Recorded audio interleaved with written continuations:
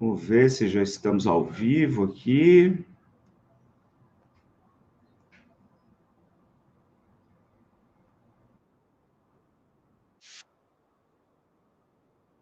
E sim, vamos ver.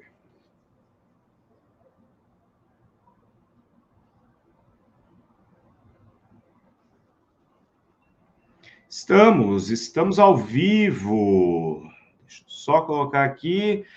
Boa tarde, meus caros e minhas caras. Sejam muito bem-vindos e bem-vindas a mais uma live do canal Doni Correia, uma teia de ideias. Esse canal conduzido por mim, como sempre digo, seu anfitrião, Doni Correia, mestre e doutor em Estética e História da Arte, membro da Associação Brasileira dos Críticos de Cinema, Abracine, e da Associação Brasileira dos Críticos de Arte, a ABCA, além de professor e pesquisador, e um entusiasta dos assuntos transdisciplinares. Por isso, esta teia de ideias tem como o seu tripé a estética, a história da arte e o cinema, porém, nós tratamos de questões mais abrangentes dentro de outras epistemologias aí que são importantes. Como vocês sabem, todo domingo é dia de Domingo é Freud, neste quadro em que eu trago questões relevantes do dia a dia, questões aí da sociedade, da cultura, para que a gente discuta à luz da psicologia, da psicanálise, enfim, da filosofia. E hoje nós teremos um programa bastante especial para esse canal. Antes, porém, eu já tenho que pedir que você vá se inscrevendo, se não é inscrito ou inscrita no canal, badale a sineta, deixe o seu joinha e comente bastante, participe aqui com a gente, por isso, né, para que a gente vá domando o algoritmo aí e ele entenda que o nosso trabalho é relevante, assim a gente vai trazendo mais teiudos e teiudas para este espaço de discussões transdisciplinares. Agora, você também pode nos apoiar entrando no nosso grupo do WhatsApp, a descrição está aí embaixo, né, logo abaixo da descrição do vídeo, e vocês também podem nos apoiar, se puderem, se quiserem, diretamente com o Pix do canal, o Pix oficial do canal. Dessa maneira, eu vou melhorando o trabalho para que a gente vá, como eu disse, urdindo esta teia de ideias de uma maneira mais ostensiva, né? Educando os algoritmos aí para que a gente possa contar com a presença de novos membros, não é? Já gostaria de dar boa tarde aqui à minha querida mãezinha, que é sempre a primeira a chegar e a última a ir embora, dando boa tarde a todos. Temos também a Alexandra Landim, dando boa tarde, muito obrigado pela sua presença. E muito bem, gente, hoje, como eu disse, é um programa muito especial aqui para a gente, né, no Domingo é Freud, porque este tema é um tema que eu gostaria de abordar já há algum tempo. No entanto, como é um tema bastante delicado e bastante complexo, eu não poderia fazê-lo de maneira frívola, então eu precisava, né, convidar alguém que fosse do métier, que tenha o conhecimento necessário para trazer para a gente informações significativas a respeito da esquizofrenia, né, esta patologia que, enfim, né, até hoje, em 2024, a gente se depara com preconceitos que isso pode gerar, mas é algo complexo, algo que está ligado à nossa sociedade, algo que está ligado à história, né? De uma maneira mais abrangente, e nada mais justo do que trazermos alguém que pudesse esclarecer para a gente questões. Por isso eu já vou dizendo, se vocês tiverem perguntas, se vocês tiverem interesse em interagir conosco, vão mandando aqui no chat, que eu, obviamente, faço a mediação com a nossa convidada, que é médica, psiquiatra, psicanalista, coordenadora da atividade Psicopatologia da Vida Contemporânea no Instituto Vox, cujo link está aqui na descrição também, que é o Instituto Vox de Pesquisa e Formação em Psicanálise, né, do qual é analista membro. Eu gostaria de dar muito boa tarde e agradecer a presença a minha cara, doutora Rebeca Landim Rafael. Olá, boa tarde, doutora, como vai? Boa tarde, tudo bem, Doni? Tudo bem, muito obrigado aí pelo seu aceite em conversar conosco sobre esse tema altamente fascinante e ao mesmo tempo bem complexo, não é? E vamos lá, né? Deixa eu ver se tem mais alguma questão aqui. Por enquanto estamos ok. Doutora Rebeca, eu para começar esse tema, né? Eu já, como nós estávamos conversando nos bastidores um pouco, eu até estendo isso, né, a quem estiver nos assistindo e que também forem médicos, também forem da área de psiquiatria. Caso eu cometa alguma inconfidência aqui em termos técnicos, enfim, me perdoem, afinal eu sou um leigo nesse assunto e um curiosíssimo. Então, eu estou aqui, sobretudo, para aprender também com a doutora Rebeca.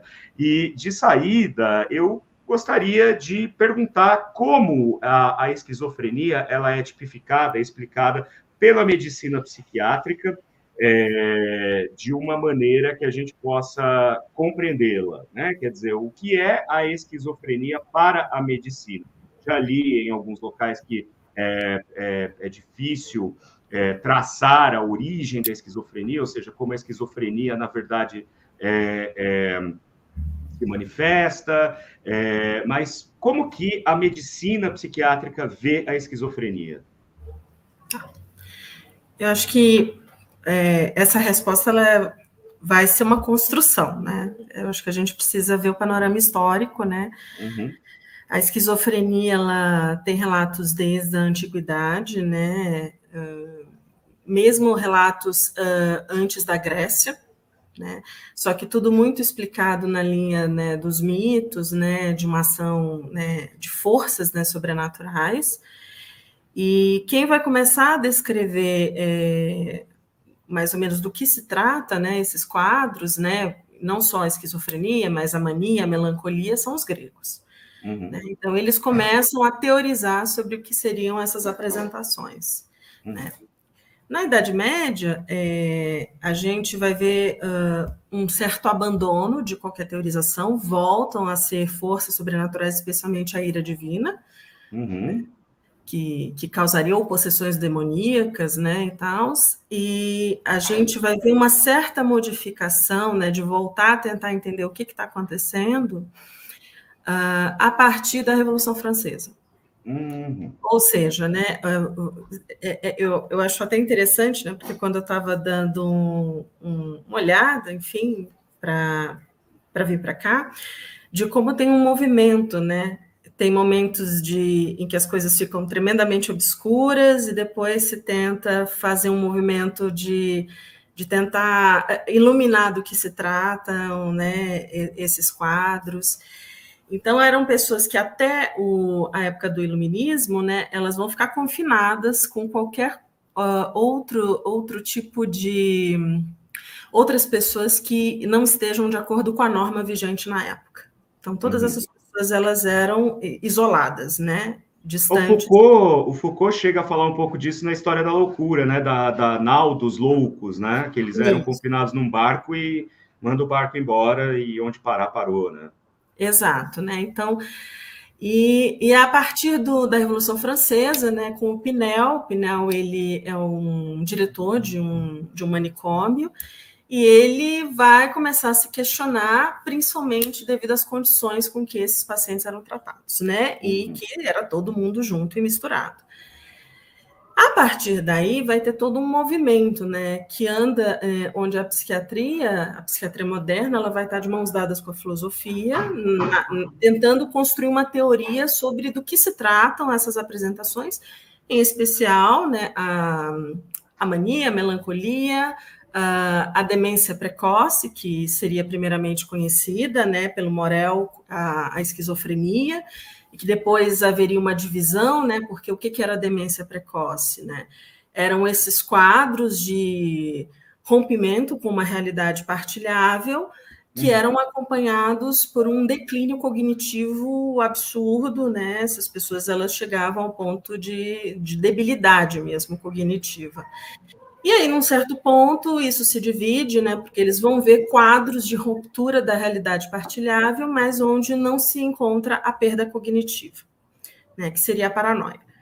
Tá. Então, Então, a gente vai acompanhando, né, até a chegada do século XIX, principalmente a segunda metade do século XIX, que é a psiquiatria francesa e a psiquiatria alemã.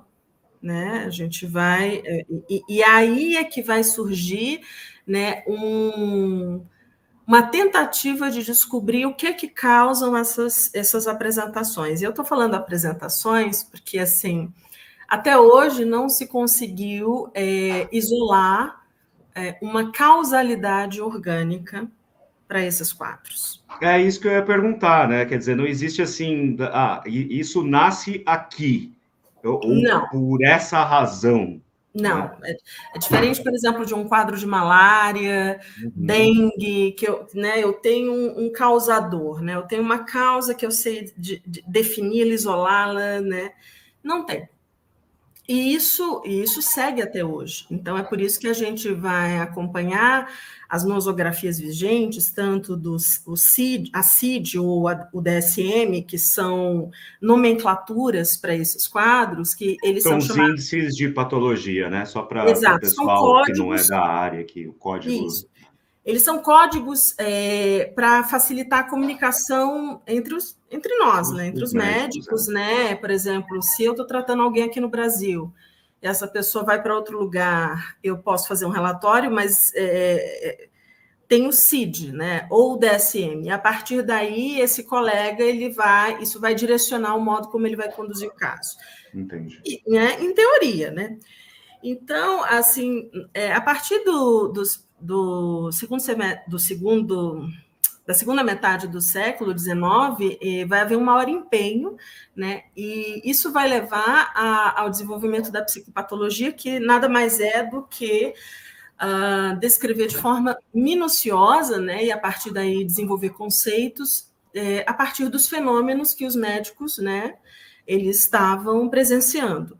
Então, é uma época muito prolífica, né, nas descrições de casos clínicos, né? Às vezes as pessoas os pacientes eram acompanhados por tempos longos pelos médicos, né? Descrição dos fenômenos, como essa pessoa se apresentava, né, na sua casa, com familiares, e isso foi muito, muito importante, né? Porque foi a partir daí que a gente pôde desenvolver a nossa habilidade de recolher a história clínica do paciente, né? E poder dizer, nossa, isso aqui está indicando, por exemplo, uma psicose ou uma depressão, né? Porque em alguns momentos essas coisas elas podem se confundir. É isso que eu ia perguntar exatamente, né? Como se comporta, né, o indivíduo que padece, né, da esquizofrenia, quer dizer, existe um padrão, né? Em muitos casos eu leio que muitos esquizofrênicos quando começam, né, as alucinações visuais, auditivas, tem muito a ver com uma espécie de divindade, né? Eles se colocam como alguém que teria sido tocado por um deus, alguma coisa, né? Então, como que é o comportamento, né, típico? Então, se a gente for pela linha assim, né, de listas, né, listas de sintomas, eu nunca não sou muito fã disso, mas vamos lá. O que a gente mais tem notícias, né, o público leigo, é da apresentação das alucinações, né, que é ouvir vozes, né, ver coisas, né, mas vai muito além, né, tem pacientes que têm alucinações sinestésicas, né? Eu senti alguém me furando, eu senti alguém penetrando o meu corpo, né? Então, só que são alucinações mais raras, né? E os delírios, né? Que tem desde os místico-religiosos, né? De delírios persecutórios, né? Tem gente querendo fazer mal para mim, né? Delírios de punição, né? Estão achando que eu fiz algo, estão vindo aqui para me matar, né? Que teria um flerte também Crises perceptórias, né? Exatamente, só que sempre como estão vindo fazer algo comigo porque eu fiz algo de errado, né? Uhum. Então, esses são os principais. Tem também aqueles delírios em que tem casos famosos, né? Que é, por exemplo, na época de Napoleão, alguns loucos, né? Se acharem Napoleão. Ah, Né? sim, que é o clássico, né? Exato. E que, na verdade, é muito interessante pensar que essas apresentações, elas conversam com o seu tempo. Uhum. Né? Você não vai ter um paciente achando que é Napoleão nos dias de hoje. Nos dias de hoje. Olha que interessante, porque então, na verdade, inclusive, por mais severa que seja a crise, é uma representação do tempo em que a pessoa está inserida. Sim. Que interessante. Sim. Que Ele está interessante. conversando com a cultura. Uhum.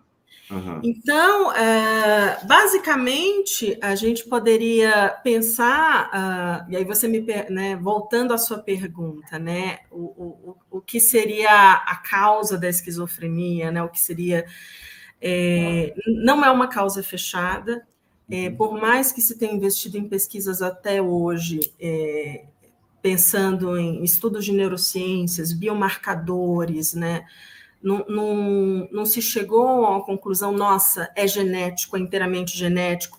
Tem relações, né, com as gerações passadas? Sim. Tá. Né? Se você, por exemplo, gêmeos monozigóticos têm mais chances de apresentar quadros de esquizofrenia? Sim. São gêmeos idênticos, né? Exato, mas isso necessariamente implica que a esquizofrenia seria explicada só por causas genéticas? Não. Uhum. Então, tem hoje vários estudos em várias linhas de frente, né? Estudos de imagem, estudos para biomarcadores, alterações hormonais, né? Disparadores, uso também de substâncias, por exemplo, a gente tem muitos quadros que tem por gatilho, por exemplo, o uso da maconha, e aí causa, né, nossa, a maconha causa esquizofrenia? Não. Ela desencadeia. Ela desencadeia em algumas pessoas que elas já são vulneráveis, né? E quando essas pessoas, quando a gente recolhe já os quadros já abertos, né, em surto, né, que já está com delírio, alucinação, um comportamento errático, pode estar agressivo, agitado, essas pessoas, quando a gente vai recolhendo a história delas, elas já têm, né, alguns sinais lá atrás. Né? Ah, perfeito. Por quê? E aí eu acho que é importante colocar isso, né? Porque se a gente não tem uma causa específica, mas a gente pode recolher alguns índices, né? História familiar, né? É importante saber, né? Tem outros casos na família, principalmente parentes de primeiro grau. História de como esse paciente se portava, por exemplo. Isso é algo meio clichê, mas assim funciona. Em geral, o primeiro surto para homens, né, eles acontecem entre os 15 e os 25 anos. É isso que eu ia perguntar na sequência, né? Quando que começa a se manifestar, né, nos indivíduos, né? E nas mulheres é um pouco mais tarde, entre os 25 e 35, e tem alguns casos que tem um segundo pico, né, de aparecimento do quadro, que é chegando na quinta década de vida. Né? Ah, entendi. Então, isso tem a ver com o próprio desenvolvimento físico, enfim, do cérebro, ou não? Não se sabe. Não se sabe, né? Tá. Mas uma coisa que a gente pode estar atento, por exemplo, são pessoas que já anteriormente tinham um comportamento mais isolado, tinham dificuldade em estabelecer laço social, alguns comportamentos mais erráticos, né, meio estranhos, né? Tem um livro de psicopatologia antigo, né? Eu acho que é o Minkowski, que ele fala, né, do exagerado, do excêntrico, né? São palavras para falar desses comportamentos assim que destoam, mas não necessariamente ainda romperam, né? Entendi. E aí a gente vai ver pessoas isoladas que até tem no CID como transtorno de personalidade esquizoide ou esquizotípico, né? Pessoas com hábitos estranhos, né? Mas que todo mundo fala, ele é meio esquisito. Uhum. Né? Mas não necessariamente apresenta um quadro delirante ou uma alteração de comportamento assim, né, que gritante, né, aos nossos olhos, né? E uma coisa que eu acho muito legal, né, é que algumas pesquisas elas começaram a tentar predizer o primeiro episódio. Uhum. Por quê? Porque, em geral, as esquizofrenias, e aí eu vou falar esquizofrenias porque tem subtipos, né? Ah, muito bom. E alguns que desapareceram, inclusive. Por exemplo, tinha esquizofrenia catatônica, que a pessoa ela era tão tomada por essas experiências, né, alucinatórias, que ela parava de... Virava uma pedra. Externo. Então, Uhum. Virava uma pedra, assim, tipo... Exato, ou ela ficava muito, né, que tinha até alguns diziam que ficava numa flexibilidade séria, né, ela ficava paralisada mesmo, ou parava de responder, né, ficava realmente muito tomada, com um ar perplexo, né, por conta dessas experiências. Tem a esquizofrenia paranoide, né, que é muito rica nos delírios persecutórios, né, tem a esquizofrenia simples, que não tem quase essas apresentações, mas vai cursar com um declínio cognitivo significativo, né? De que essa pessoa ela vai ficar muito dependente dos outros, né? Perfeito. Muito difícil socializar, não consegue acompanhar o que os outros estão dizendo, prefere ficar mais reclusa e tal. E que são os principais, né? A esquizofrenia paranoide, a esquizofrenia simples, né? E tem ainda outras apresentações, né? Algumas cursam com alterações de humor, né? Mais na linha, né, de uma certa agitação, né? De falar muito, né? Às vezes a gente pode até confundir com outros quadros, como o famoso, né, transtorno afetivo bipolar, né? Uhum. Mas a grande questão Agora eu perdi o fio da meada, rapidinho. Estava falando sobre os tipos de esquizofrenia, né? As tipificações. Isso. A grande questão é que as pesquisas elas começaram a tentar debelar antes de chegar no primeiro episódio. Ah, tá. Detectar a predisposição, então, né? Exato. Como assim? Porque o que se espera nesses quadros é que a cada episódio que a gente chama de surto, há um prejuízo cognitivo. Uhum. Né? A pessoa não volta para o estágio que ela estava antes, é muito difícil. Mesmo Então, com medicamento, mesmo com tratamento. Mesmo com medicamento, até porque assim, ia depender de onde você está, por exemplo, o Brasil. O Brasil é um país de terceiro mundo e tal, assim, e boa parte desses pacientes são de classe baixa, né? Então, boa parte a gente vai encontrar psicoses não tratadas ou mal tratadas. E isso pode ser devastador. Né? Isso tem alguma ligação, assim, por exemplo, aquelas pessoas, moradores de rua, que estão ali em vulnerabilidade, às vezes estão falando sozinhas, estão tendo... Isso se afina com esses quadros esquizofrênicos e, enfim... Não são só... acho que essa população de moradores de rua ela vai ser bastante diversa, né? Uhum. Mas boa parte das pessoas que acabam indo morar na rua tem quadros psiquiátricos, né? Psicose, depressão, alguns pacientes, né? E é curioso porque já vi documentários em que moradores de rua que eles tinham quase uma coisa lá atrás, né, de falar, nossa, que eu ia acabar aqui e tal. Então você já vai vendo, né, um índice lá atrás de transtorno, né, mental. Mas não só. Tem, por exemplo, pessoas que foram morar na rua por conta de toxicomania, por exemplo, né? Sim. De dependência de drogas, né? E, às vezes, essas duas coisas andam juntas, né? Combinadas, porque a droga desencadeia a crise.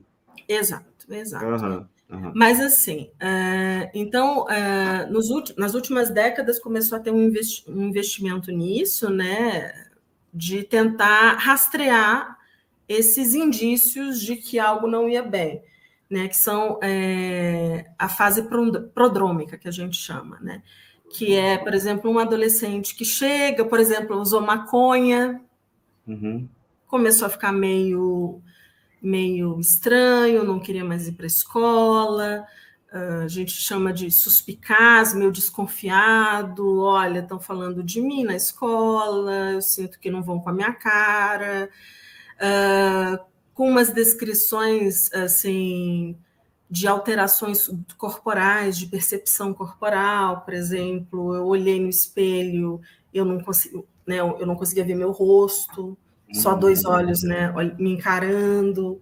Então, assim, são sinais, assim, que algo vai eclodir.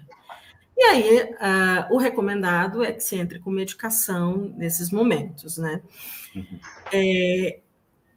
Não é toda a psiquiatria hoje, ela vai num caminho muito de uso da TCC, né, da terapia cognitivo-comportamental, né, nesse trabalho, mas não é a minha orientação nesse sentido, né? A depender, eu medico, mas eu sempre tento fazer trabalho com terapia, psicanálise, né? Em alguns casos, a depender, eu indicaria TCC. Tá. Né? Principalmente Qual casos... Qual é a diferença da tipologia dos tratamentos? Olha, eu acho que principalmente TCC eu indico muito para outros quadros, e principalmente quando eu vejo que a pessoa ela tem objetivos muito claros e ela quer uma coisa a curto prazo. Né? Por exemplo, fobia. Tá. Para psicose, não é algo... Eu nunca cheguei a indicar. Eu indico sempre psicanálise. Sim. Porque... e aí eu acho que entraria numa coisa, né, que a gente estava conversando nos bastidores, né? O que se vislumbra com o tratamento? É só controle dos sintomas? Ou é a pessoa realmente conseguir alcançar um certo grau de autonomia, de independência, dela Sim. conseguir escolher? Né? De ter uma vida mais próxima do standard, né? Quer dizer, uma vida com qualidade, enfim. Exato, porque eu trabalhei no SUS, né, há alguns anos, e eu via muito uma coisa de o paciente está causando. Então, a medicação entrar para ele não ficar agressivo, para ele não ficar agitado, para ele não dar problema para a família. E isso, em certa medida, também funciona em outros atendimentos que não sejam, né, no CAPS, né, de pacientes de baixa renda. Né? A família, ela, em geral, vem junto pedindo por um pouco de paz. Claro. Né? Mas, assim, é só isso que se vislumbra? E aí, nessa medida que eu penso, porque a TCC ela vai numa via muito do tipo que esse paciente ele possa ignorar um pouco essas coisas, né? Né? Se descolar um pouco dessas crenças, né? Eles chamam muito isso, né? Ok. Eu acho que isso vai até um certo ponto, mas assim, isso funciona muito mais para quadros paranoides. Tá. Mas para aqueles quadros mais graves, e quando eu digo graves em termos da pessoa, ela realmente está muito comprometida, dela não ter nem percepção corporal, assim, uma percepção corporal estabelecida, o trabalho ele vai em mais frentes. E aí pensar, né, o que também está disponível para a gente, né? Por exemplo, num tratamento multidisciplinar, terapia, terapia ocupacional, né? Uhum, Você vai oferecendo várias outras coisas. Então, é claro que isso é caso a caso. claro. É. Né? Tem um comentário aqui, estão chegando perguntas, eu vou, né, colocando para a doutora Rebeca aqui, gente, e tem uma coisa aqui que tem um comentário da Simone que me remete a uma questão também aqui, né, que ela diz o seguinte, ó, tristemente, meu ex-marido desenvolveu esquizofrenia aos 27 anos. Começou com muitos delírios e quando alguém falava para ele que a realidade era outra, ele se tornava muito agressivo. E ela completa aqui, né? Até os 26 anos ele era muito distraído e dormia excessivamente. Isso são indícios da esquizofrenia. E aí eu completo dizendo o seguinte: eu já vi que muitos casos de esquizofrenia é muito difícil tratar porque o próprio paciente não se reconhece padecendo, né, dessa patologia, né? De fato existe essa resistência, que eu me lembro até isso me faz lembrar que aqui a gente fala de cinema também no canal, né? Tem aquele filme Uma Mente Brilhante, né? Que é sobre o John Nash, que era matemático e tal, que ele começa a apresentar, então, alguns surtos, mas ele acha que é normal ele ser visitado por um cara que é da CIA, que quer que ele desenvolva um trabalho para o governo dos Estados Unidos, e esse cara da CIA está sempre com uma menininha que ele fala que é sobrinha dele.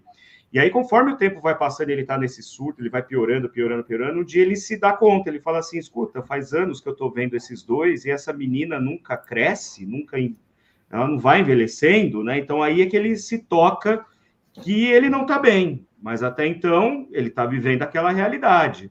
Então deve ser bastante difícil, né? Quer dizer, convencer uma pessoa de que ela precisa de fato passar por um tratamento porque ela não está bem, né? Sim, é muito difícil porque é a realidade deles.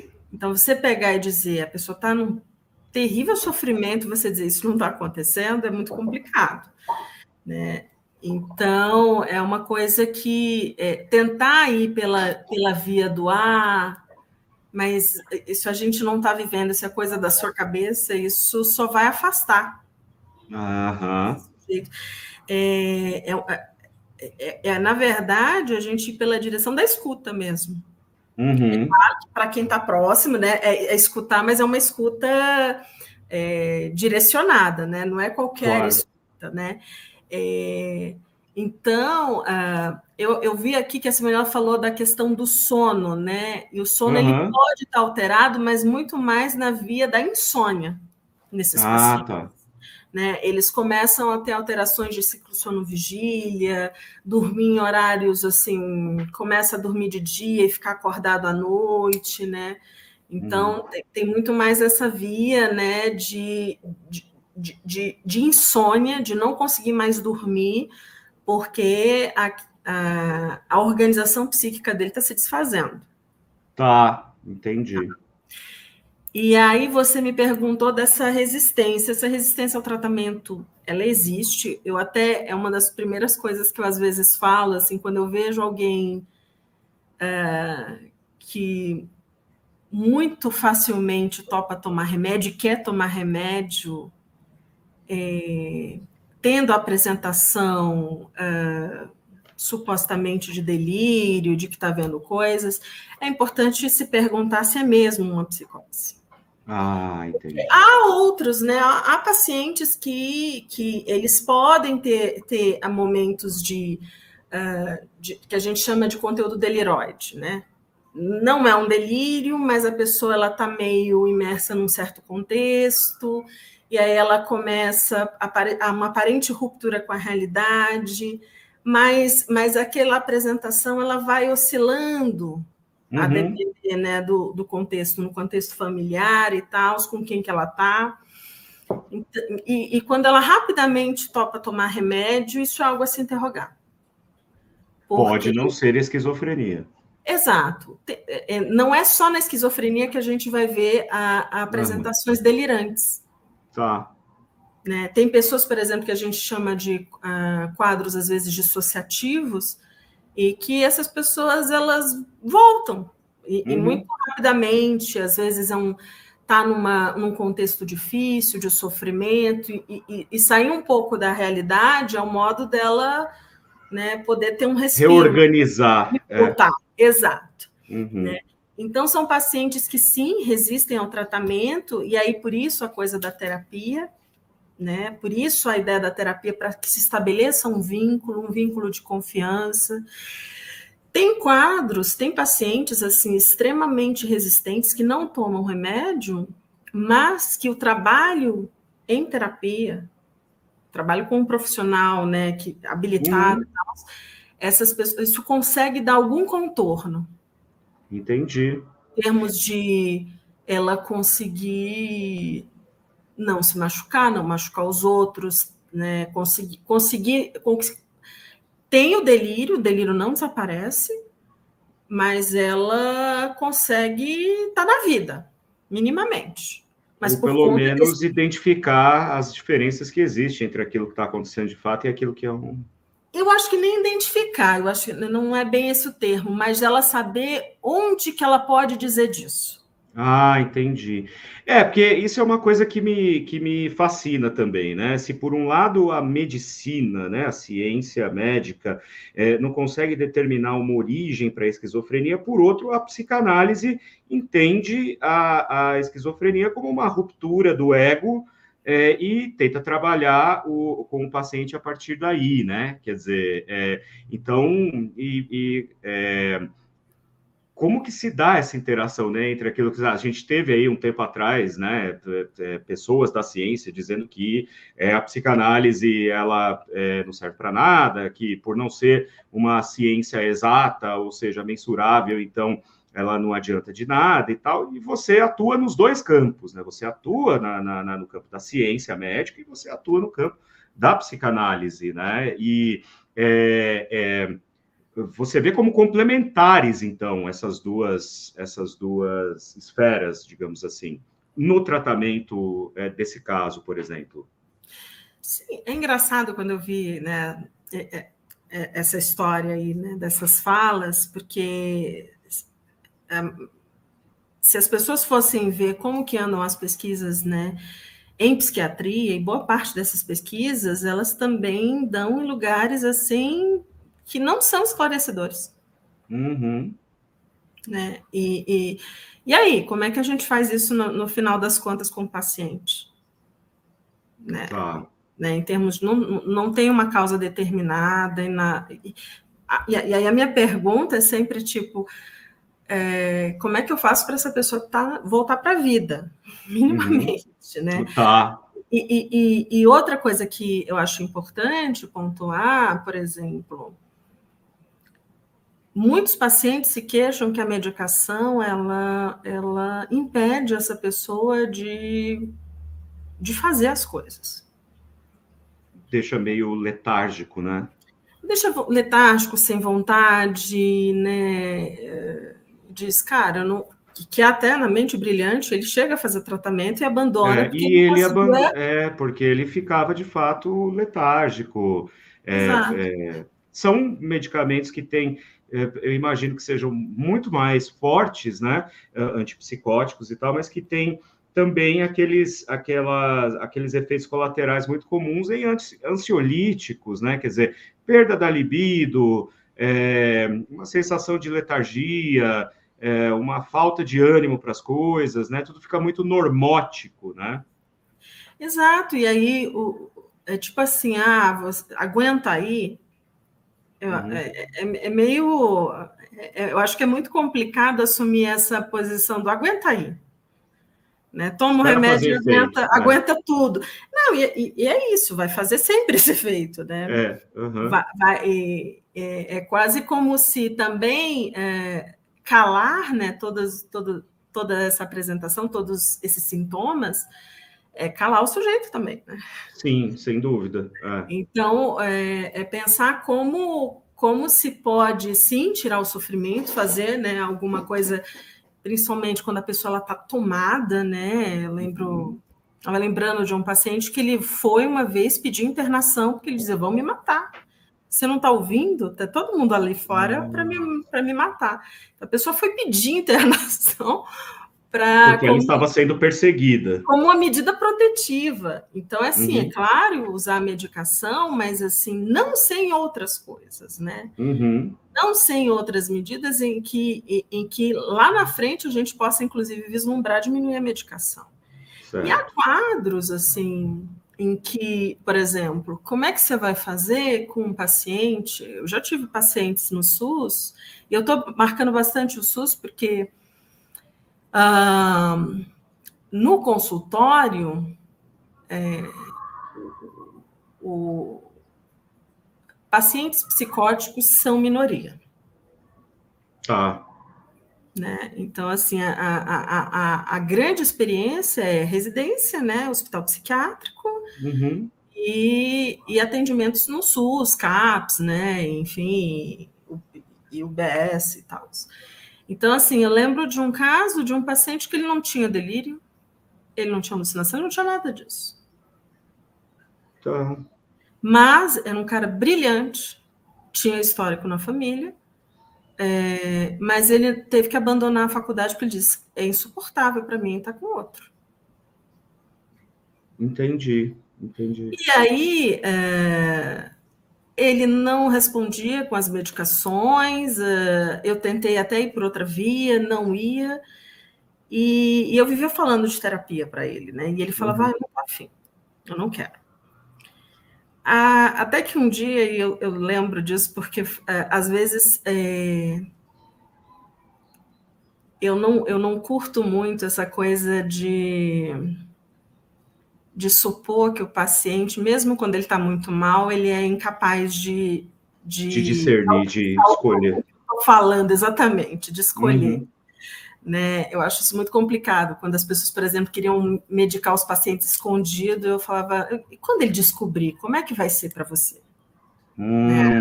Mães, né? Esposas, né? Essa pessoa não vai mais confiar em você, né? E com razão. Então, eu lembro que ele estava falando disso, ele falou, eu não teria esses problemas, porque era isso, era um rapaz inteligente, mas que nunca trabalhava e tal. E aí ele falou, se eu fosse rico, eu não teria esse problema. Né? Eu teria o meu dinheiro e eu não precisaria ter que conviver com o outro. Entendi. E aí eu peguei e falei, mas você não é.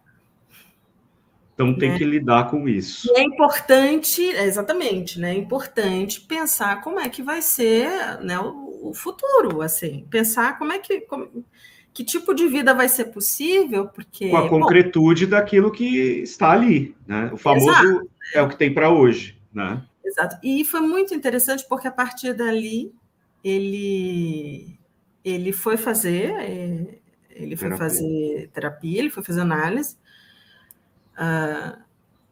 E eu tive notícias depois que ele estava começando a trabalhar e tal, né? E conseguindo lidar com isso aí, né?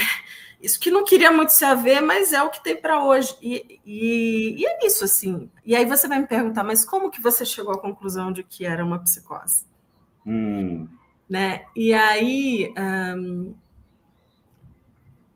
tem quadros. Se pelo DSM, pelo CID, ele seria considerado um transtorno de personalidade. O esquisito. Sei. Né? O esquisito, mas que não rompeu, tá ali, né? Mas, assim, e aí eu acho que nesse ponto a psicanálise ajuda a pensar em termos de que a gente pensa que tem uma questão com linguagem. Esses sujeitos estão na linguagem de um modo diferente da gente. E nos atendimentos, né, na clínica, né, nos atendimentos com esse paciente, havia, né, os sinais, ele está de um outro jeito. Tá. Como é que eu proporciono? Poderia abrir um quadro um dia? Poderia. Ele tinha, tanto a mãe como a irmã passavam comigo. Entendi. Né? E com quadros, né, graves, já tinham sido internadas e tal. Então, assim, ele poderia nunca ter, mas assim, ainda assim a vida dele teria problemas em termos de que tipo de vida seria possível com alguém que simplesmente, eu não quero sair do meu quarto. Porque também o próprio contexto familiar ali já estimula uma convivência diferente, né? Um olhar diferente para o ambiente, não?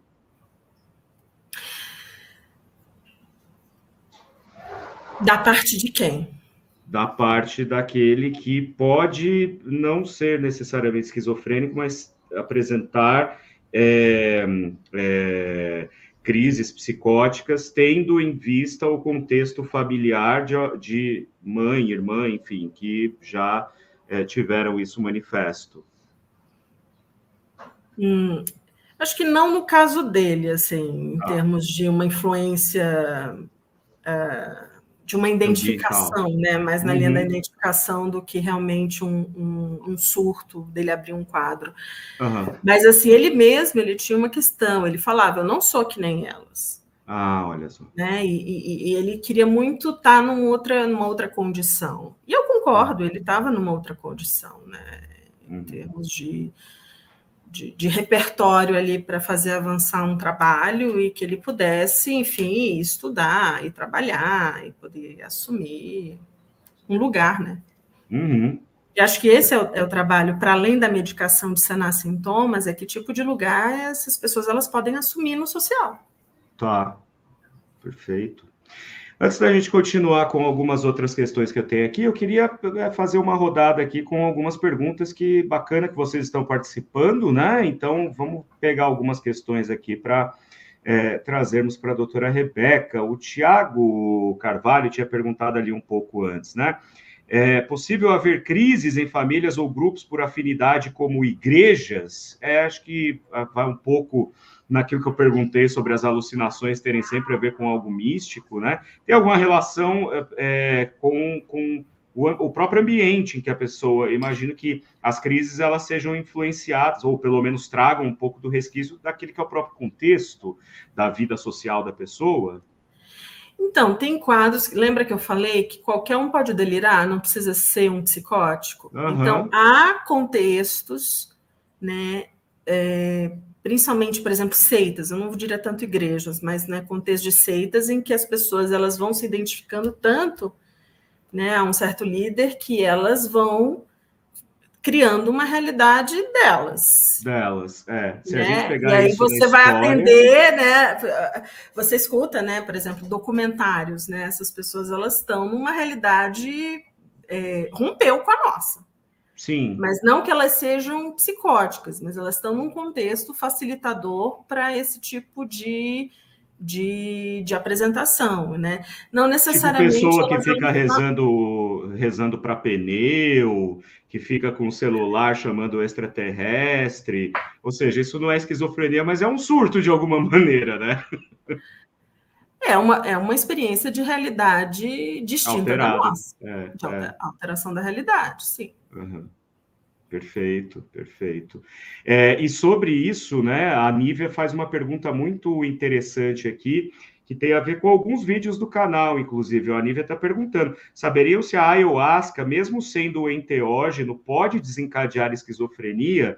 Acho que esse aqui vai muito naquela linha das substâncias que podem desencadear um quadro esquizofrênico, né? A ayahuasca é um enteógeno, eu faço uso da ayahuasca, tenho vídeos aqui no canal explicando, né, os cuidados que precisam ser tomados. Por exemplo, onde eu consagro a ayahuasca, se a pessoa responde na anamnese que já teve algum tipo de surto, etc., ela está barrada de tomar.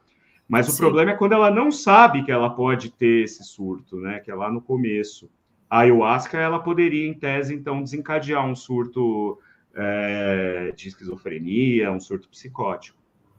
Sim, sim. Qualquer uma dessas substâncias, né? Psilocibina, né? Também, porque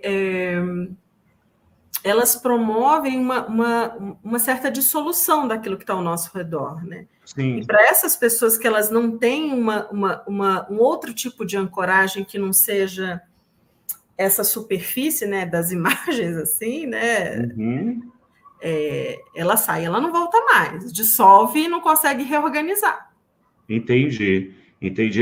O que de fato, acho que é muito o que aconteceu. Tem um vídeo aqui no canal do Domingo é Freud, né? Já convido vocês a assistirem, em que eu falo sobre o que aconteceu com o Glauco, né? Que tinha lá, que coordenava o Céu de Maria, que é uma dessas congregações, e que o homem que o assassinou, de fato, entrou num processo de crise, de alucinações tão grande que ele já estava achando que ele era a reencarnação de Jesus, e ele queria que o Glauco dissesse para ele que sim, ele era a reencarnação de Jesus, e deu um crime horroroso em que morreu o Glauco Vilas Boas. Obrigado, a Luciana está aqui, né? Minha esposa querida também está acompanhando ao vivo aqui do sofá de casa, está colocando aqui a questão do Glauco Vilas Boas, e o rapaz... na verdade, foi um grande problema porque o rapaz ele foi tratado como um preso comum, e depois ele ainda, né, cometeu outros crimes na cadeia, quando na verdade eu acho que ele era até inimputável nessa questão, né? Ele deveria ter ido por um tratamento psiquiátrico, né? Eu não sei se você conhece essa história do Glauco Vilas Boas, Sim. doutora Rebeca, então, mas eu acho que eu acho que é um pouco por aí, né? Quer dizer, uma fatalidade que, assim, ao consagrar a ayahuasca, ele acabou, né, desenvolvendo. A mãe dele já sofria de esquizofrenia, e acho que isso aí, né, como a gente conversou até aqui, pode ser um indício de que ele também deveria ter tomado um pouco mais de cuidado nesse aspecto, né, porque poderia ter essa hereditariedade, vamos colocar assim, né? Sim. Muito interessante. Aí temos mais uma questão aqui do Tiago Paz Gomide, perguntando, ó, há um momento de avisar o paciente de sua condição na crise, logo após a crise, assintomático? Como que é para a família de alguém ou para os amigos próximos de alguém que começa a apresentar os sintomas, as crises, para chegar nessa pessoa e tentar fazê-lo compreender que algo não vai bem e que ele deveria se preocupar em procurar um tratamento? Caso a caso, né? Porque tem alguns Uhum. pacientes que são bem difíceis, Como a gente falou da resistência, né? bem resistentes e ficam muito desconfiados a depender. Eu acho que talvez o caminho também seja não desacreditar, tentar desacreditar o paciente. Tá. Alguns pacientes, quando eles... E é engraçado, às vezes, tinham pacientes que vinham procurar psiquiatria, mas não por conta, né? Eles não tinham essa percepção, então eles vinham com uma coisa, eu estou muito ansioso. E aí, quando a gente ia, né, quando vai colhendo a história, você vai vendo que a ansiedade é decorrente, né, desse contexto, né? Estão querendo me ferrar, né? Minha esposa está me traindo. Eu lembro de um. Ah, tá. Tem isso, Casos delírio de clássicos ciúme. do complô, né? Existe uma Exato, coisa então. acontecendo que eu não E estou é sendo muito. avisado. Exato, e é muito interessante, por exemplo, eu lembro de um professor meu que ele falava disso, né? Por exemplo, delírio de ciúme. A questão não é se a esposa está traindo ou não, Hum, mas é o que o sujeito faz com isso. entendi. Então, e aí vinha muito ansioso, muito mal, tá me traindo e tal. E aí você pensar, né? E principalmente o remédio, porque são pessoas que checam, né? Eles Como checam, assim? Ah, tá. bula, eles vão querer saber o que você vai Ah, me eles, dar. eles vão ler a bula, Eles vão né? ler a bula, É. exatamente. Mas aí, se a gente lesse a bula de todos os remédios que a gente tem que tomar, a gente não tomava nada, né? Porque a bula da dipirona tá dizendo lá que você pode ter um choque Sim, mas a anafilático. grande questão é essa, né? Ler que é um remédio para esquizofrenia, Sim, aham. Então né? aí já fica o estigma, né? Exato. Então, como fazer esses pequenos movimentos, né? Como trazer para o psiquiatra, né? Eu acho que, sobretudo, é não desacreditar o paciente. Tá. Dizer, isso que você está falando não é real, né? Não é da realidade. Entendi. Não acredito em você, você está ficando maluco. Né? É justamente aí que você não vai conseguir. Você está fechando, né, o campo, né, de possibilidades, não está abrindo. Compreendi. A Rosalie traz outro caso muito famoso aqui, né? Que é no caso do John Lennon, o Mark Chapman, né? Mark David Chapman, pelo que ele declarou sobre as vozes, se aproxima a esquizofrenia ou uma psicose, né? PP, acho que ela está se referindo à psicose. O Mark David Chapman foi considerado inimputável também. Ele está no hospital psiquiátrico até hoje, né? Eu não sei se você, Rebeca, chegou a se debruçar sobre esse caso específico do Mark David Chapman, mas você poderia dizer alguma coisa? Se é uma esquizofrenia, se é um surto psicótico? Porque, assim, por isso que eu falo, né, são várias... a gente chama de psicoses, né? Por exemplo, um quadro psicótico, ele pode caminhar pela persecutoriedade, né, pelo místico religioso, né, pode fazer, né, isso vai variando com o tempo, né? A gente tem casos emblemáticos, né, da psiquiatria e da psicanálise, né, o Schreber, né, da psicanálise, o caso Aimé, que foi a passagem, né, do Lacan, da psiquiatria para a psicanálise, que são casos, assim, paradigmáticos, porque eles são prolíficos em mostrar várias facetas, né, das psicoses. Mas, então, por que eu estou falando isso? Porque esse caso, e não somente esse, é por isso que eu citei o caso Aimé, né, do Lacan, porque tem a questão da erotomania, né? Então, esse caso do John Lennon, a gente poderia pensar na erotomania, né? Um cara que, né, começa a achar que tem um vínculo muito especial com alguém que tem uma certa notoriedade, né, uma celebridade, começa a seguir, né, os stalkers, né? Sim. A gente não precisa ir nem muito longe. Eu lembro, recentemente eu li, acho que foi a Débora Falabella falando que há 10 anos atrás ela teve que abrir um BO contra um stalker, né? Era uma mulher. Uma mulher que agora, inclusive, ela foi até, né, liberada do caso, assim, arquivaram o caso, mas tem uma medida protetiva, não chega perto dela, tal. Exato. Então, são coisas a se interrogar, né? Se bem que hoje o stalker não necessariamente a gente precisa pensar, né, num quadro desses, né, porque com as redes sociais e toda essa coisa de celebridade, né, mas nessa insistência e que às vezes acaba, né, do jeito que acabou, né, com John Lennon, né, pensar mesmo numa erotomania, que é mais uma faceta, né, da psicose. É mais uma faceta, interessante. É interessante porque ele declarava, né? Ele falava, eu via o John Lennon, eu achava ele sempre muito hipócrita, como se ele fosse próximo mesmo, assim, né? Como se ele estivesse convivendo com a pessoa ali e soubesse. Mas ele está, né? Para ele sim. Ele está. Para ele é a pura verdade, né? Que interessante. A Nívia está fazendo uma pergunta interessante aqui também. Esquizofrenia pode ser diagnosticada por tomografia? Não. Não. Aliás, eu acho que é uma coisa que eu tenho que marcar bastante, né? Com tudo isso que tem sido feito de investimento e pesquisa, né? E com essa, né? Com a produção de inúmeras escalas e tal, mas assim, isso é uma posição minha. A clínica é soberana. Tá. Por exemplo, eu vejo pessoas, já peguei casos de diagnósticos feitos em um atendimento. E não recomendo, porque é um diagnóstico que ele comporta a ideia de uma passagem de tempo. Por exemplo, há pessoas que têm um único episódio, né, que depois a gente vai ver que foi um quadro de ruptura da realidade, mas não necessariamente é um psicótico, né?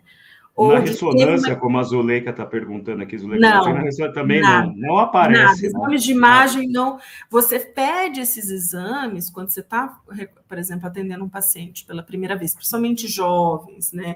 Ou uma pessoa que nunca teve nada, chegou aos 50 anos e abre um quadro, você tem que investigar causas orgânicas.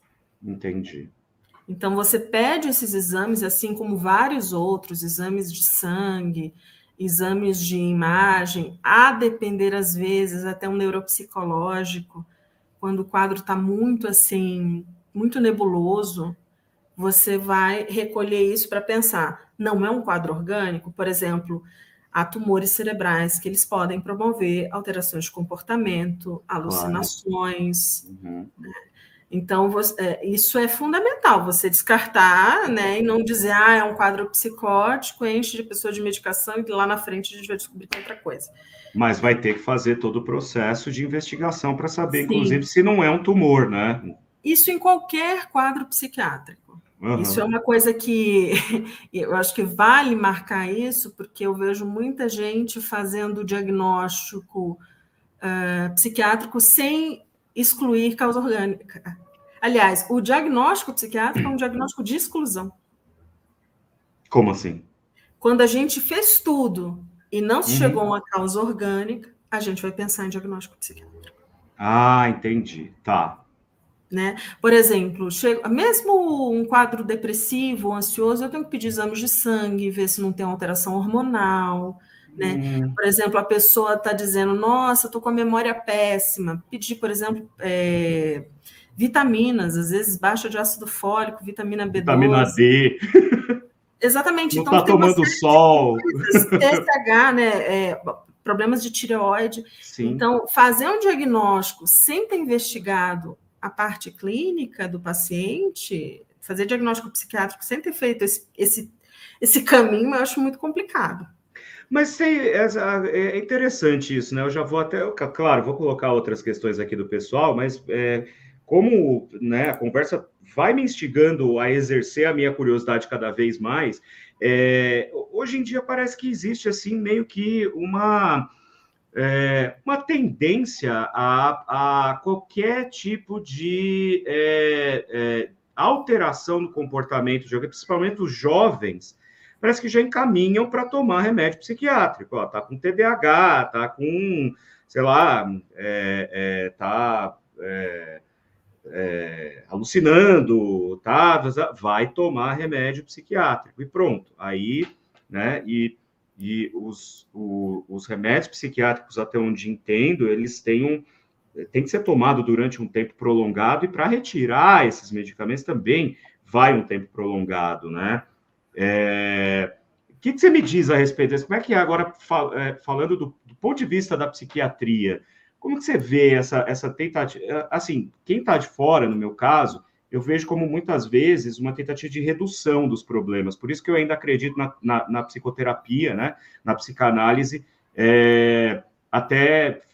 obviamente que a medicação ela tem que entrar para, de repente, aliviar um pouco o sofrimento da pessoa a curto prazo, mas eu acho que sempre é a terapia, a psicanálise, enfim, a psicoterapia, que vai dar conta de dar sustentação a essa pessoa. Estou errado?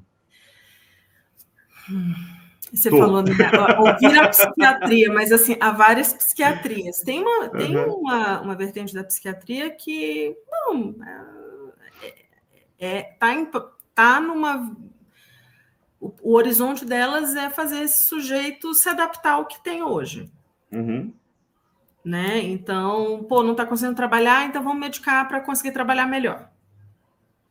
Sem pensar muito o que está por trás, né, desse não conseguir trabalhar, o que está acontecendo nesse trabalho, né, é isso, o que está por trás? Uhum. Para além do fenômeno, para além da lista de sintomas, né, um quadro depressivo, é um quadro ansioso, é pânico, né, por exemplo, eu vejo muito o TDAH. Já tem vários estudos mostrando que o uso de telas, o uso de redes sociais, né, eles prejudicam enormemente a atenção. Mas olha aqui o que a Michelle está falando, desculpa, Rebeca, só te interromper, porque isso é interessantíssimo. O que a doutora acha dessa banalização dos diagnósticos, em cima disso que a gente está conversando, né? Porque hoje eu vejo as pessoas respondendo um questionário no Facebook dizendo, eu tenho autismo, como lidar com isso? Eu sempre digo aqui no Domingo é Freud, gente, se vocês estão passando por algum tipo de sofrimento ou conhecem alguém que está passando por algum tipo de sofrimento, procure ajuda médica, não no Facebook, pelo amor de Deus, né? Então, é difícil, porque as redes sociais, elas é muito danificam. poderoso, né? É muito poderoso esse tipo de discurso, né? Que se impõe, sim, e tal, e a pessoa está em sofrimento e ela quer um nome, né? Exato. E ela quer um nome que vem de fora, né? Porque não está muito afim de falar sobre isso, né? De talvez ela poder nomear o que tá acontecendo. E aí é muito difícil, porque já teve pacientes que, enfim, foram já com uma coisa muito fechada para o consultório. Eu falei, eu não é nada disso. Não estou indo nessa linha, estou pensando em outra coisa, a pessoa foi embora. E tudo bem, eu digo que eu não vou ser para todos os pacientes, né? É isso. Aquilo, né, que eles querem ouvir. Não é para todos os pacientes e, né? É um problema da psicoterapia, né? Às vezes a pessoa ela vai na expectativa de ouvir aquilo que ela quer ouvir. Quando confrontada com aquilo que é de fato o que é, aí ela recua, né? Ela não quer encarar aquilo. Ou vai para outro lugar que esteja mais de acordo com, enfim, né, com o que ela acredita, com o que ela quer, né? Exato. Mas é um pouco mais possível de manejar quando a pessoa ela vem e ela já tem um vínculo. Então, já teve pacientes que, nossa, eu li tal coisa, eu me encaixei em tudo. Eu falei, nossa, eu também me encaixaria em tudo desse diagnóstico, né? Porque em algum momento tive isso, né? Não é dessa ordem. Então, e aí você poder manejar isso de flexibilizar um pouco, de dizer, olha, né, isso vai dar conta do que você está trazendo?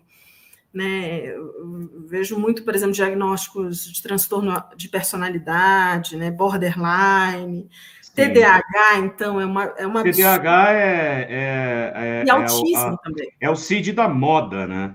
É o TDAH e o autismo. E aí você pegar e tentar pontuar outras coisas, né? Por exemplo, e é muito louco também porque a pessoa ela quer uma resolução imediata. E ela não quer mudar. Imagino que também mudar os seus hábitos e tal. Essa sofreguidão do sofrimento, né? A pessoa em sofrimento, ela quer que aquilo acabe logo, né? Acho que existe aí também uma urgência, né? Sim, tem uma urgência, né? E tem isso de que algumas coisas é o movimento dela, né? Por exemplo, enfim, a gente mudou um pouco, né, de assunto, mas assim, recentemente, né, uma paciente veio, problemas para dormir, né, muito ansiosa, e teve um momento que ela diz, eu fico horas no TikTok, vendo vídeo e passando, né? E isso é extremamente ansiogênico. E aí eu falei, olha, você precisa cortar isso, né? Ou pelo menos diminuir, colocar algumas horas antes de dormir, desligar a tela e poder relaxar. E aí ela vira para mim e diz, mas você não pode aumentar o remédio? E aí, o que você diz, né, diante disso, né? Você está orientando a higiene do sono, mas a pessoa não quer a higiene do sono, ela quer mais medicação. Então, assim, e aí por isso que eu digo, né, o psicótico, nesse sentido, é muito difícil ele pedir por remédio. Tá. Entendi. Ainda que ele tem que estar num sofrimento tremendo, e quando ele adere ao tratamento, é geralmente porque ele não quer passar por aquilo de novo, ou porque teve uma consequência que foi muito dolorosa para ele, por exemplo, uma internação. Tá. Ele não quer passar por aquilo de novo, e eu acho ótimo, né, nesse sentido de, tipo, uma internação, ela, para mim, né, essa é a minha opinião, ela realmente foi bem sucedida quando ela faz o paciente assumir uma outra posição em relação ao tratamento dele, e não de, tipo, acatar tudo que o médico quer. Então, também não podemos demonizar a internação pensando em parâmetros do passado, na época que a Anísia da Silveira tomou contato com essa fatia. Não se trata exatamente, nossa, a internação foi um lugar horrível, não é disso que se trata, mas de fazer, porque ainda que seja num lugar bacana, blá, blá, blá, né, enfim, a experiência de confinamento, de você ser levado para um lugar isolado contra a sua vontade é muito violenta. Sim. Então, assim, fazer disso, ok, vamos fazer... Por isso que eu digo, ela é bem sucedida quando o sujeito sai dali mais organizado, né? Mas eu não quero nunca mais passar por isso. E a gente vai Sim. trabalhar para nunca mais passar por isso. Uhum. Né? Porque eu também não quero que eles, né, que eles tenham de passar por isso. Exatamente. Né? Então, estamos juntos, estamos lado a lado no trabalho, assim, né? Mas porque é uma experiência violenta, em última instância. Sem dúvida, eu consigo imaginar, né? Quer dizer, imaginar muito de maneira abstrata, porque, enfim, né, só quem passa por isso é que, obviamente, vai ter a dimensão do seu sofrimento, né? Tiago Carvalho estava perguntando aqui, né? Tem cura? Não tem cura, né? A esquizofrenia, ela não tem cura, né? Ela pelo que li, pelo que pesquiso, enfim, né? Ele está falando em geral qual é a porta de entrada para o tratamento, a gente já tratou disso aqui anteriormente, mas cura também não tem, né? Então é algo que o paciente ele vai levar isso para a vida, né? Dentro de usando a terapia, a medicação, enfim, todos esses paliativos aí para controlar durante a vida, né? Agora, em cima disso, de não ter cura e a pessoa ter de conviver com isso, me remete àquilo que falamos no começo, doutora Rebeca, que é a perda cognitiva, né? Como que isso vai acontecendo ao longo dos anos? Existe, né, assim, um encaminhar para, de repente, uma demência precoce, assim, aos 50, 60 anos de idade, ou seja, né, muito antes do que a expectativa de vida média de alguém? Como que isso vai se dando a longo prazo, né? Porque não tem cura, tem controle, mas o controle também vai prejudicando. Então, esse prognóstico está muito associado ao maltratamento ou não tratamento. Uhum. Se for uma pessoa que foi bem acompanhada, bem assistida, é muito difícil, a não ser que sejam aqueles quadros realmente muito graves, né? Que também tem isso, né? A contingência de você pegar um quadro assim que foi avassalador. Eu estou me lembrando aqui, faz muito tempo. Eu estou trazendo casos de muito tempo atrás, tá? Ótimo. E até de serviços que eu não estou mais e tal, assim. Mas eu lembro de um que foi uma pessoa de 50 anos, uma mulher, que ela foi muito funcional até essa idade, até o momento que ela aposenta. Tá. Isso é uma coisa que eu não tinha falado, né? Esses momentos assim de transição, de passagem na vida de alguém, né? Por exemplo, entrada na faculdade, término de faculdade, paternidade ou maternidade, né? Momentos de Casamento. grandes excitações, assim, né? Hã? Momentos de grandes excitações. Exato. E de grandes decisões, enfim, ou de, né, momentos assim que são divisores de água na vida de alguém, são esses momentos que podem ser gatilho. Né? No caso dela, e aí você mostra, mas ela tinha 50 e poucos anos. E aí, quando a gente vai vendo, ela já tinha todo um quadro de erotomania. Ela tinha, né? Tinha um cara que gostava dela e tal. Isso foi por algumas décadas e foi se sustentando, né? Minimamente, ela tinha um trabalho e aquilo organizava ela tremendamente. Quando ela rompe, já aposentada, eu acho que uns 2 anos depois de aposentar, 1 ano, 2 anos depois, foi devastador. Entendi. Devastador. Isso foi a porta de entrada para a manifestação. Uma manifestação assim fortíssima, assim, ela experienciava toda noite a casa ser invadida pela polícia e tiroteio, enfim.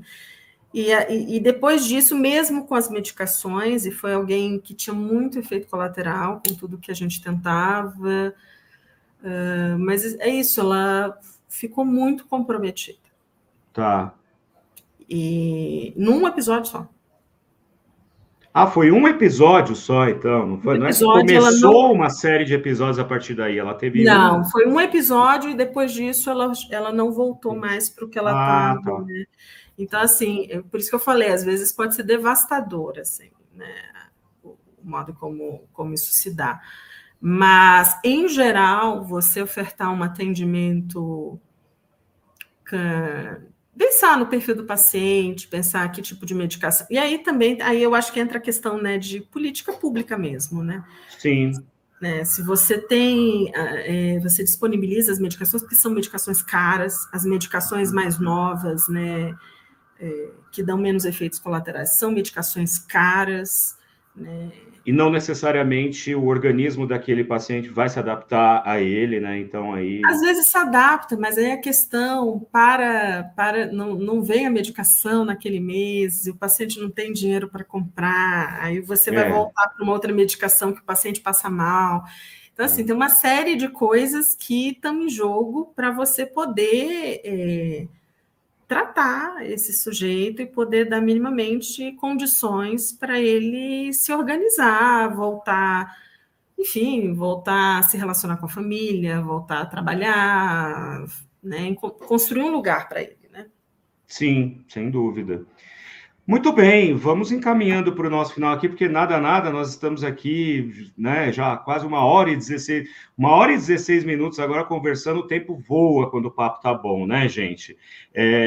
Duas questões aqui, a Rosali está falando da constelação familiar, eu ainda quero trazer alguém para conversar sobre constelação familiar aqui, que eu acho delicadíssimo esse tema, né, mas pergunta, tenho me preocupado com a constelação familiar, que faz parte do SUS, né? Muitas pessoas, um tanto obsessivas, se agarram nessas alternativas. Ela pede a sua opinião. Tratativas como a constelação familiar, ou enfim, né, que é aceita pelo SUS e assim por diante, podem retardar um diagnóstico mais efetivo, podem causar prejuízos além daquilo que seria se o paciente fosse corretamente conduzido pela família a um especialista? Olha, quanto mais se demora para fazer, né, o acompanhamento, que é o indicado, Pior. né, isso não é sem consequências, né? Tá, entendi. Muito bem. E a Zuleika está manifestando aqui a consternação dela, né, com os convênios, né, que geralmente nos convênios o pessoal só vai passando receita, né, não ouve o paciente. Acho que até pela sua experiência como psicanalista também, a escuta é primordial, né, para poder se levar um tratamento adiante, né. Acho que. Olha, assim, eu já trabalhei no SUS, já trabalhei em convênio por um tempo Uhum, curto, né? uhum, E hoje eu só estou no consultório. uhum. E é engraçado porque eu ouvi alguns pacientes que vinham no SUS e eles diziam: Nossa, você é a primeira que me escuta. Olha só. E gente que tinha passado em convênio e em particular. E eu cheguei a uma Uhum. conclusão: a diferença é o tempo, Tá. né? O tempo, que pode ser 20 minutos, talvez, né? É pouco 20 minutos para algum. Para o feijão com arroz, que é depressão e ansiedade, depressão leve, ansiedade leve, né? Que é basicamente isso. Isso é o feijão com arroz da psiquiatria, né? Que é o mal-estar da civilização pós-moderna, né? Exato. É pouco tempo, mas é possível um diagnóstico. É possível você conseguir minimamente manejar. Para quadros, nossa, um quadro psicótico, um quadro em mania, paciente, depressão grave, ou que tem assim questões assim, que o paciente precisa falar, por exemplo, tem ansiedades que o paciente, eu já passei 2 horas com o paciente não, eu não conseguia interromper o paciente. Ele precisava colocar para fora. Exatamente, e assim, eu vou pegar e cortar, né? Então assim, era até difícil assim. Mas tem gente também que pode escutar 1 hora e não escutar, né? Ah, sim. Ouvir e não escutar, né? Exato, né? Tá te É. ouvindo, mas não tá te Mas não está escutando. escutando, Então, eu acho que. Mas eu acho que é uma grande questão a questão do tempo. Você não dá tempo para escuta, para fazer um diagnóstico, e ao mesmo tempo também não ler o tempo em que um paciente já deveria estar melhor, né? Porque também tem isso, né? Gente que, nossa, está tratando há 3, 4 anos e foi isso. Eu falei, tá, e o que você consegue recolher que houve melhora?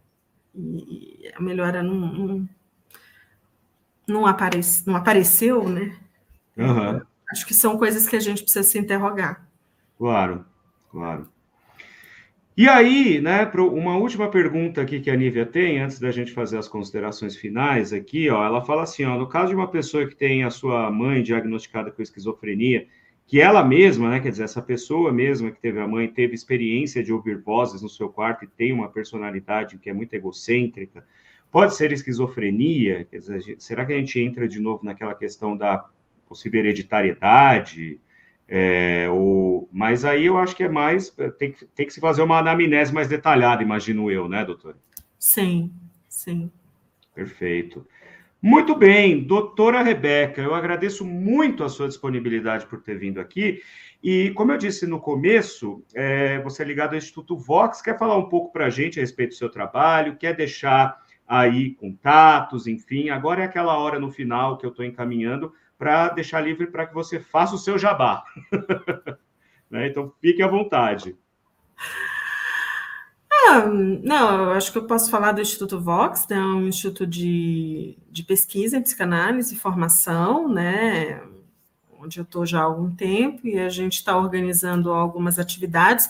Tem o Instagram do Instituto Vox, para quem quiser seguir e acompanhar, tem atividades que elas são gratuitas, liberadas para o público externo, então vale a pena conferir, né? Semana que vem a gente tem uma atividade sobre burnout, que vai acontecer no próximo sábado, né? No dia 24, às 10 da manhã. Então, quem tiver interesse, né? E interrogando, né, esse diagnóstico, né? Que é isso. Pois é. Só pululam novos diagnósticos, né? Que entra vale naquela se interrogar história... o que está por trás. Que entra naquela história do TDAH e autismo, né? Também tem o burnout, né? Que agora até o Byung-Chul Han fala, né? A sociedade do cansaço, a sociedade do burnout. Ele vai levar isso para um lado mais filosófico, mas de fato, né? Também hoje em dia é muito comum diagnosticar a pessoa com burnout, né? Eu acredito que tenha, sim, tem um quadro, claro, tem sofrimento, mas assim, talvez interrogar, será que a gente precisa fazer um novo diagnóstico, a gente precisa se interrogar o que está levando a todo esse sofrimento psíquico? Compreendi. Doutora Rebeca, muito obrigado. Gente, muito obrigado pela participação massiva de vocês aqui. Acho que esse foi um dos programas do Domingo é Freud mais ricos, né, em termos de participação e de informações que tivemos. Eu vou me despedir da minha convidada nos bastidores, mas me despeço de vocês aqui, agradecendo também a TV 247 pela retransmissão do meu trabalho. Se você está na TV 247 vendo este vídeo na condição de reprise, ou seja, de gravado, venha ao meu canal Doni Correia, uma teia de ideias, para conhecer o meu trabalho e se tornar um teiudo, uma teiuda aí também, tá certo, gente? Então, muito obrigado, voltamos aí ao longo da semana, e no domingo que vem, mais Domingo é Freud para vocês. Obrigado, doutora Rebeca. Tchau, tchau, gente. Tchau, gente.